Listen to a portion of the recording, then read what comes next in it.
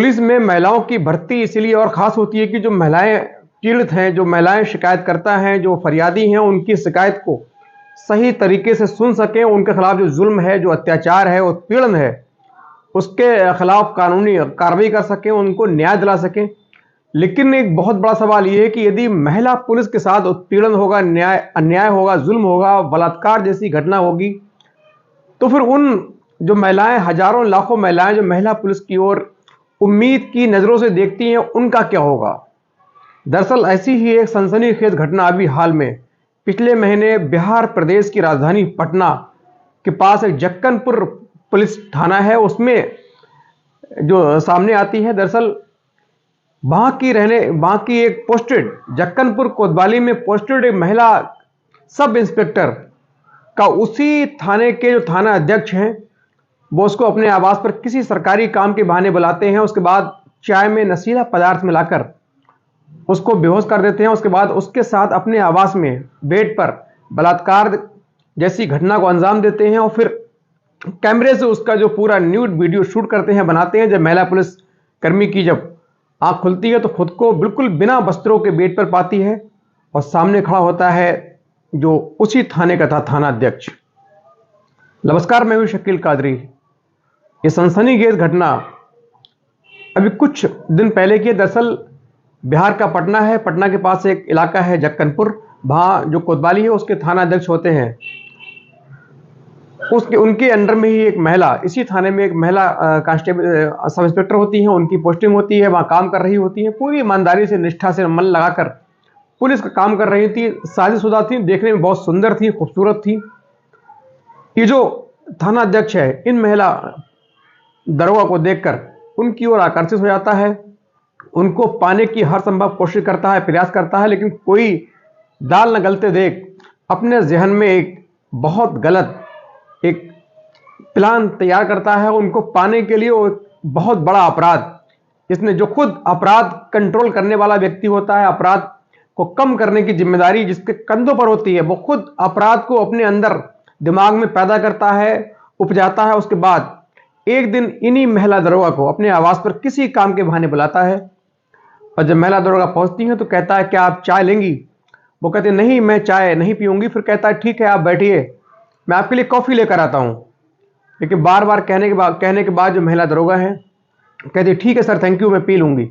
उसके बाद चुपचाप उसमें कोई नशीला पदार्थ मिलाकर 2 कॉफ़ी, एक कॉफ़ी महिला दरोगा के लिए, एक खुद के लिए, उनके वाले कप में इसने जानबूझकर चुपके से नशीला पदार्थ मिला दिया था। और जैसे ही महिला उस चाय को पीती है, चाय फिनिश होती है, उसके कुछ मिनट के बाद महिला सिपाही को होश नहीं रहता है। वो बैठे बैठे बेड पर, जो सोफा है उस पर बैठे बैठे ही अचेत हो जाती हैं, बेहोशी हो जाती हैं, नींद में खो जाती हैं। उसके बाद ये जो थाना अध्यक्ष है उन महिला को अपने बेड पर उठा के ले जाता है, उनके सारे वस्त्र उतार देता है। उसके बाद उनके साथ बलात्कार जैसी गंदी जघन्य घटना को अंजाम देता है। उसके बाद अपने फोन कैमरे से उनका न्यूड वीडियो शूट करता है। कुछ देर के बाद जब महिला को होश आता है तो वो जब अपने आसपास जो बॉडी है हाथ चलाती हैं तो उनको पूरी बॉडी निर्वस्त्र नजर आती है, बिना कपड़ों के उनकी बॉडी पूरी बेड पर लेटी हुई थी, बिन कपड़ों की थी। उनको क्या एक हैरानी होती है, अचंभा होता है। वो देखती हैं कि मैं तो अच्छी खासी मिलने आई थी थाना अध्यक्ष से, लेकिन ये मेरे साथ क्या हुआ। तभी सामने खड़ा जो थाना अध्यक्ष है उसको देखकर वो समझ जाती है कि मेरे साथ बिल्कुल अनहोनी हुई है, मेरे साथ बलात्कार जैसी घटना हुई है, क्राइम हुआ है। उसके बाद जो महिला है वो कहती है, तुमने क्या किया? मैं तो आपके पास बात करने मुझे आपने बुलाया था, ये मेरे साथ तुमने क्या किया? ये बहुत बड़ा अपराध है, तुमने मेरी असमत के साथ खिलवाड़ किया। तभी जो महिला जो थाना अध्यक्ष होता है वो कहता है, रुको, तुम और भी खूब, तुम मुझे पसंद थी, मैं तुम पर कई दिनों से तुम्हारे पीछे लगा हुआ था, लेकिन तुम मेरे हाथ नहीं आ रही थी, तुम बात नहीं कर रही थी, इसलिए मैंने ये रास्ता अख्तियार किया। मैं तुमसे प्यार करता हूं, तुमसे मोहब्बत करता हूं, मैं तुम्हें पाना चाहता हूं।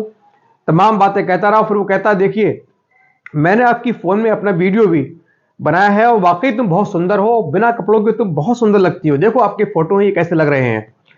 अब महिला जो पुलिस दरोगा है समझ चुकी थी कि इसने मेरे साथ क्या किया और आगे क्या चाह रहा है। उसके बाद ये कहता है, यदि तुमको किसी को तुमने आगे बाहर जाके बताया तो मैं सीधे ये जो फोटोग्राफ्स हैं, ये वीडियो हैं, सीधे आपके वायरल कर दूंगा, आपके पति के पास भेज दूंगा, आपकी नौकरी भी जा सकती है और आपके जो पति हैं वो भी आपको छोड़ देंगे, तुम्हारा जो परिवार है पूरा तबाह हो जाएगा। लिहाजा अच्छाई इसी में है, तुम चुपचाप मेरी बन के रहो, मेरे साथ रातें बिताओ, मेरे साथ वक्त बिताओ। हम दोनों किसी के पास इस घटना की खबर नहीं जाने देंगे, किसी को भनक नहीं लगेगी।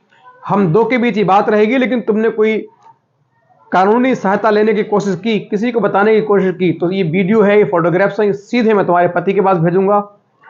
एक महिला दरोगा जिसके कंधे पर लोगों के जुल्म, जो फरियादी महिलाएं हैं, उत्पीड़न की शिकार हैं, उनको न्याय दिलाने के लिए, कानूनी कार्रवाई के लिए जो पुलिस में भर्ती हुई थी, आज वो खुद को असहज, बेसहारा महसूस कर रही थी कि ये कानून की रखवाली, एक महिला दरोगा वो खुद अपराध का शिकार हो चुकी थी, षड्यंत्र का शिकार हो चुकी थी, लेकिन जानबूझकर, सबको जानते हुए, कानून जानते हुए, तरीके रास्ते जानते हुए कुछ नहीं कर पा रही थी, बेबस थी। एक तरफ परिवार था, दूसरी ओर नौकरी थी।